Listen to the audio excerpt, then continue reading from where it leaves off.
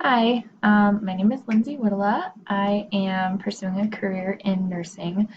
I'll be taking the HESI next month. So I have all my general classes done except for two of them, this class and then microbiology. So once uh, I am done with those, I'll be starting the program and hopefully anyways. My educational goals are to complete the nursing program in the next 2.5 years.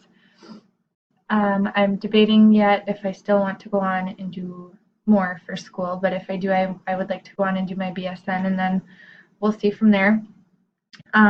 For fun, I like to spend time with my kids. I have two kids.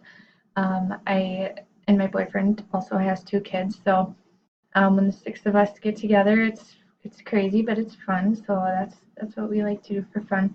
In my current place of work right now, I work at an assisted living facility and I manage one of the buildings. Um, it's pretty much communication has everything to do with my job. Um, whether it's talking to the staff, my bosses, nurses and doctors from different facilities, the residents' family members, that's huge.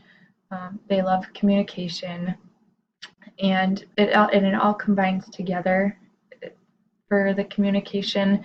It has to come from the staff and then to me and then my bosses and the families, and it's a big circle of communication and it's really important. So